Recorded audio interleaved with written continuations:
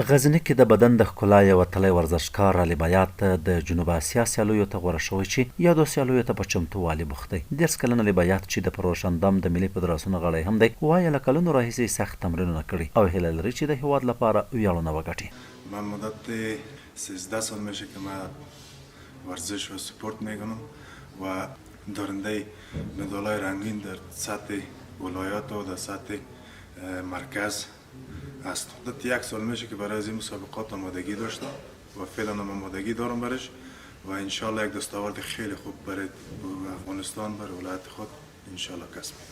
ټاکل شوې ده چې د جنوبي اسیا یادې سیالۍ د 2024 کال د جون په 13 د بوتان په شهي هیواد کې ترسره شي. بیات وایي د ملي ټیم د ټاکنې پر مهال له بېلابېلو ولایتونو لسګونه ورزشکاران ازمویل شوي چې له ډلې دی هم بریالی راوتلی. د ده په خبر له تېرو څو کلونو راهیسې مې دوامداره تمرینونه کړي. مخکې هم څو ځله نړیوالو سیالیو ته غوره شوی وم خو د مالي ستونزو له امله ونتوانېدم چې ګډون وکړم. اوس بیا چمتو یم. ورزشکاران از ولایت‌های مختلف جمع میشن و در فدراسیون بین داورا هست بین از باز ورزشکارایی که سطحش به بالا باشن جانایشان آماده باشه باز با انتخاب میشه و مسابقات بیرون مرزی که بین 35 ورزشکار بود که 14 ورزشکار از انتخاب جنوب آسیا شد. مسابقات چندین بار انتخاب شدم خو هزینه‌اش پرداخت نتونستم و امسال از هزینه شخصی خود عازم این مسابقات شدم. از مردم تاجر سرمایه‌دار نمیاد که ورزشکارا رو باید حمایت اسپانسر کنن به خاطر که ورزشکار که از سرمایه ملی افغانستان است. د زیاته کړه ورزشکاران ملي سرمایه دي خو له بده مرغه ډیری له اقتصادي ستونزو سره مخ دي. زه خپله هم هر څه چې ګټم بیرته یې په تمرینونو لګوم. هیله ده چې ملاتړ راسره وشي. د بیات ورزشکاران ملګري هم د هغه د ټاکل کېدو هرکلی کوي وایي هغه کولی شي په نړیوالو سیالیو کې ښه وځلیږي. د دوو تنو ورزشکارانو په وینا علي بیات یو تکړه ورزشکار دی. مخکې هم ټاکل شوی و خو د امکاناتو د نشتوالي له امله پاتې شوی چې دا ځل به په شخصي لګښت ځي او وایي باید ملاتړ یې وشي. متاسفانه استاد علی بیات چندین دفعه شد که برای مسابقات بیرون مرزی انتخاب میشن ولی هزینه‌اش کم است و نمیتونه مسابقه بده.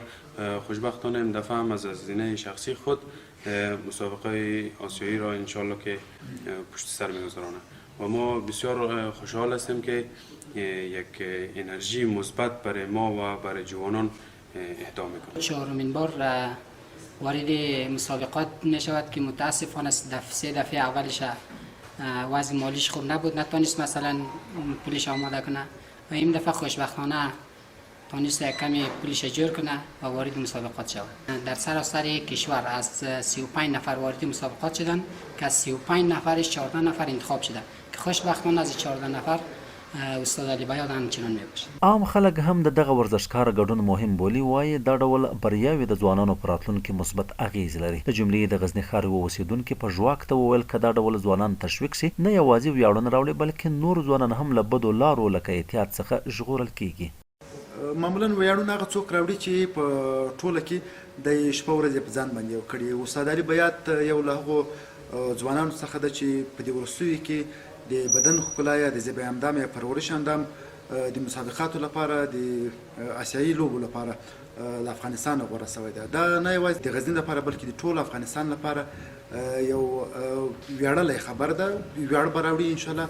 دغسې ورزشکاران چې هغه له اقتصادي اړخه مشکلات لري زموږ غوښتنه له دولت او له هغو تجارانو څخه چې دوی په اصطلاح برلاسي دي کولی شي چې دغسې ورزشکاران سپانسر کړي. په همدې حال کې د غزني د بدني روزنې او ورزش مسؤلین هم د بیات ټاکنه مهمه لاسته راوړنه بولي. وایي د علي بیات ټاکنه د غزني لپاره ویاړ دی. موږ هڅه کوو چې د داسې ورزشکارانو ملاتړ وکړو خو امکانات محدود دي.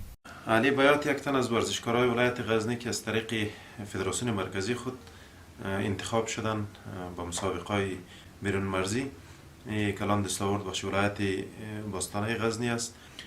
شما شاهدش هستین که ورزشکارای ما ورزشکارها زیادترشان از طبقه مسکین هستند که ورزش میکنن. ورزشکارای ما که در تیم ملی انتخاب میشن یا خو نظر به لیاقتشان انتخاب میشن و کسایی که با مشکلات اقتصادی روبرو است تا که سعی تعاون و کوشش ما شده ما قدشان همکاری کردیم گپشان در یک جای رساندیم. واقعا ورزشکارای ما مشکلات خود دارن، مشکلات اقتصادی دارن، مثلا مشکلات نبودی مکانها دارن دیگه خواهش ما از تجارا و از نهادهای خصوصی همی است که قطعا همکاری کنن و همکار باشن. د یادونې ده چې غزني یو له هغو ولایتونو څخه دی چې زرګونه ځوانان پکې په ورزش بوختي او زیاتره وخت د هیواد لپاره ویاړونه راوړي. پژواک خبری اژانس د پیښو ریښتینې هنداره